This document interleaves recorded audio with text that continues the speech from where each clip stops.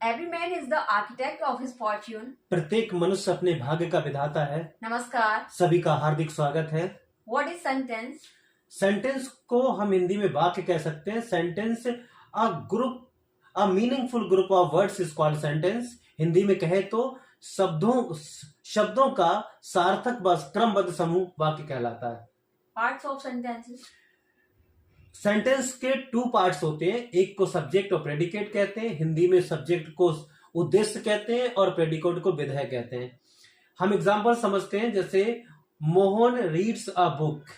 हम इंग्लिश में कहें तो और हिंदी में कहें कि मोहन एक किताब पढ़ता है, तो जो मोहन है, मोहन इज अ सब्जेक्ट और reads a book is a predicate. Hindi में जो किताब पढ़ना ये मतलब विधेय कहलाता है और मोहन उद्देश्य कहलाता है।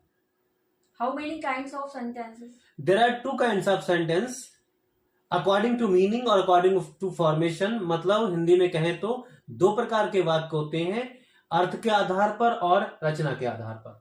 According to meaning. According to meaning, in English, according to meaning there are 5 kinds of sentences और इन हिंदी में कहें तो 8 प्रकार के होते हैं। How many kinds of sentences according to formation? According to formation there are 3 kinds of sentences. English में हम कहें तो कहें तो सिंपल, कंपाउंड और कॉम्प्लेक्स, और हिंदी में कहें सरल वाक्य, संयुक्त वाक्य और मिश्रित वाक्य। हम इनको एग्जाम्पल समझते हैं। सरल वाक्य वह कहलाता है, मीन सिंपल सेंटेंस, जिसमें एक ही उद्देश्य और एक ही विधेय हो, मतलब 1 सब्जेक्ट और 1 प्रेडिकेट।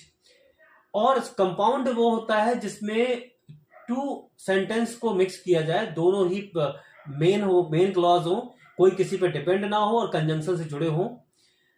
कॉम्प्लेक्स वो होता है जिसमें एक जो सेंटेंस होता है, उस जो सेंटेंस 2 या 3 सेंटेंस ऐड होते हैं, उसमें एक मेन होता है, बाकी सब उस पर डिपेंड होते हैं। मतलब एक प्रिंसिपल क्लॉज, बाकी सब सबऑर्डिनेट क्लॉज होते हैं। मतलब एक प्रधान उपवाक्य होता है और बाकी सब आश्रित उपवाक्य होते हैं। अगर हम उधर जाएं अकॉर्डिंग टू मीनिंग में, तो 8 प्रकार के होते हैं हिंदी में। एक होता है विधानवाचक, एक निषेधात्मक, प्रश्नवाचक, और कहें आज्ञा, इच्छा, संकेतवाचक, संदेह, और फिर हमारा विस्मय। उधर जाते हैं हम इंग्लिश में तो 5 होते हैं, असर्टिव, इंट्रोगेटिव, इंपेरेटिव, ऑप्टेटिव और एक्सक्लेमेशन। अगर हम एग्जांपल से समझें असर्टिव, तो जैसे असर्टिव में क्या है, हम देख सकते हैं कि जैसे मोहन गया, अभी हिंदी में समझते हैं पहले। मोहन गया ये विधानवाचक, मोहन नहीं गया ये निषेधात्मक है, क्या मोहन गया ये प्रश्नवाचक है, और उसके बाद में अगर हम कहें कि मोहन जाओ तो ये आज्ञावाचक है। काश मोहन जाए ये इच्छावाचक है, और यदि मैं कहता तो मोहन जाता ये संकेतवाचक है। शायद मोहन जाए ये संदेहवाचक है। अरे मोहन जा रहा है तो जाए, तो ये आप समझ सकते हैं विस्मयबोधक है। मीनिंग के अकॉर्डिंग अब इंग्लिश में समझते हैं सेंटेंस को।